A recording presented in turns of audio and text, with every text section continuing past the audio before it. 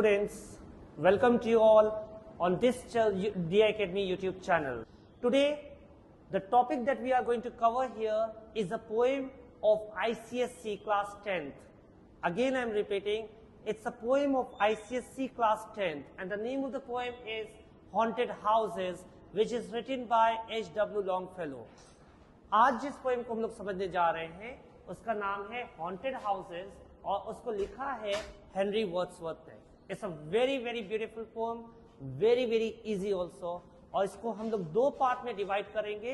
एक पार्ट आज के सेशन में होगा और एक नेक्स्ट लेक्चर में, नेक्स्ट सेशन में. हॉन्टेड हाउस क्या चीज होती है? First and foremost, haunted house हम लोग उस हाउस को कहते हैं जहां पर घोस्ट रहते हैं. हाँ, डरिएगा मत. कैसा हाउस? वो हाउस जहां पर घोस्ट होते हैं. अब इससे पहले कि we go through the line by line of it, just let us think on something. What is that? हम लोग को घोस्ट को लेकर के हम लोग का कॉमन परसेप्शन क्या होता है? यानी घोस्ट को लेकर के हम लोग क्या समझते हैं? घोस्ट हम लोग सबसे पहली चीज समझते हैं ऐसी चीज जिससे हम लोग डरे. वो घोस्ट से ज्यादा क्या होते हैं? घाउल्स होते हैं. क्या होते हैं? घाउल्स होते हैं, यानी जिससे हम लोग क्या हो? डरे. पहला परसेप्शन. दूसरा, वो कहां रहते हैं? भूत बंगले में. ऐसी जगह जहां कोई नहीं रहता.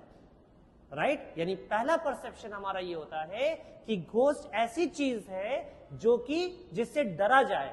और दूसरा बिलीफ ये है कि वो कहां रहते हैं? वो एक ऐसी जगह पर रहते हैं जो इंसान से दूर होगी. यानी ऐसा बंगला, ऐसा हाउस, ऐसा बंगलो, ठीक है, जो इंसान से जो है जहां पे इंसान नहीं रहता हो. ये दो बिलीफ है कि नहीं है? कॉमन ना. अब इसके बाद तीसरा और बिलीफ क्या होता है कि घोस्ट स्पेशली होते क्यों हैं? वो इंसानों को परेशान करने के लिए आते हैं, है ना. यानी ये आमतौर पे किसी के साथ कुछ बुरा हुआ तो वो एक आत्मा बन गई. डोंट वरी, यहां पे कोई घोस्ट नहीं होगा, ठीक है, जो ऐसा काम कर रहा. चलिए, अब ये तो हमारा कॉमन बिलीफ हुआ. मैं एक बार फिर से रिकॉल कर दूं.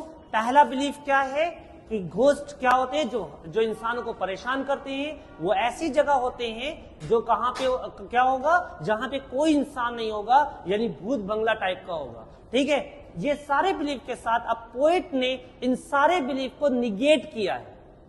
प्लीज, अगर मेरी बात कुछ भी समझ में ना आए तो पहली बुनियादी बात जो इस हॉन्टेड हाउस में आप समझेंगे, हाउसेस में, पोएट H.W. लॉन्गफेलो ने ये सारे कॉमन बिलीफ को, ये सारे कॉमन परसेप्शन को इंसान को, जिसको घोस्ट से रिलेटेड, उसको उन्होंने निगेट किया है.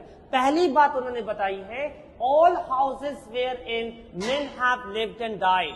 यानी वो सारे घर जहां इंसान रहा है, मेन जहां इंसान रहे हैं और मर गए हैं, वो सारे घर आर हॉन्टेड हाउसेस.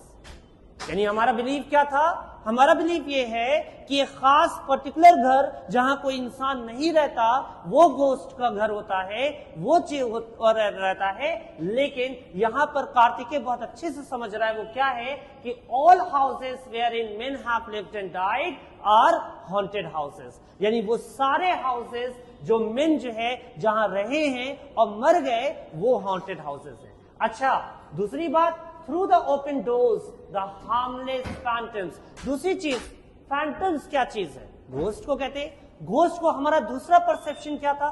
दूसरा परसेप्शन ये है कि वो हर्ट करते हैं. वो खास तौर पे आते ही इसीलिए हैं कि इंसानों को परेशान कर सके. लेकिन पोएट फिर से आया, फिर से बोल रहा है यहां पे कि वो फैंटम्स कैसे हार्मलेस हैं.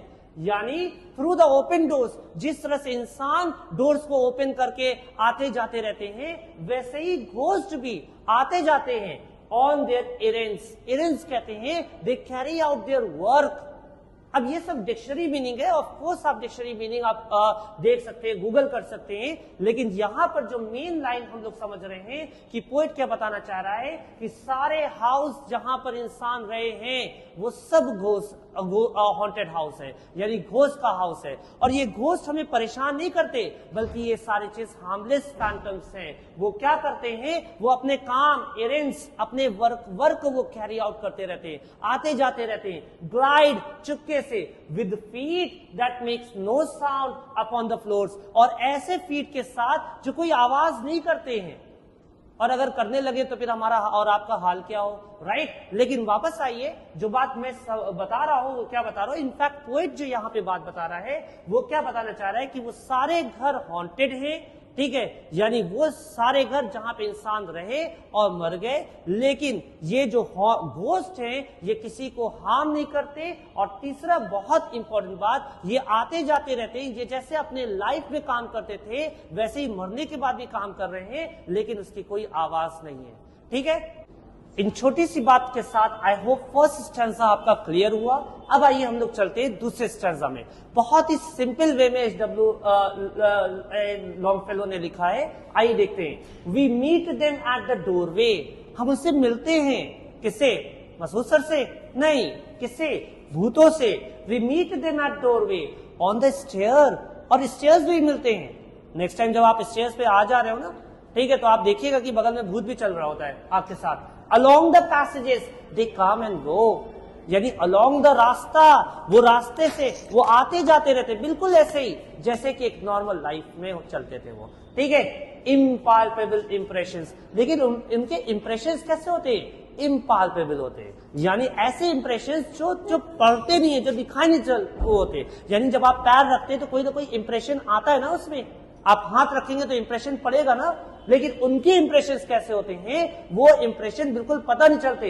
Impalpable impressions on the air, ठीक है, हवाओं के साथ, जैसे हवा मूव होती रहती ना वैसे ये घोस्ट भी मूव होते रहते। अच्छा ठीक है, a sense of something moving to and fro, है ना, यानी थोड़ा सा सेंस ये है कि जैसे हवा का सेंस होता है ना, चल रही है, आ रही जा रही है, वैसे ये भी जो है क्या है, आते जाते रहते हैं। देखिए इस पोएम को, ये दोनों स्टैंजा को बहरहाल मैंने आपको समझाया, लेकिन एक बात, इसका बैकग्राउंड जरूर बहुत अच्छे से समझे रहिएगा। इसका बैकग्राउंड क्या है, ये पोएट ने उस वक्त लिखा था जब उसकी वाइफ की डेथ हो गई थी, और डेथ कोई नॉर्मल डेथ नहीं थी, बल्कि वो एक ट्रेजेडी थी, वो जल गई थी, जलने की वजह से जो है उसकी डेथ हो गई थी, तब उसने इस पोएम को लिखा, यानी ही वॉज मिसिंग समवन, ठीक है। For today only this much, will continue the next rest of the part in the next session, in the next lecture। लेकिन उससे पहले सब्सक्राइब करना और शेयर करना बिल्कुल मत भूलिएगा, और कोई भी डाउट हो प्लीज उसे कमेंट्स में जरूर पूछेगा। Thank you, God bless you.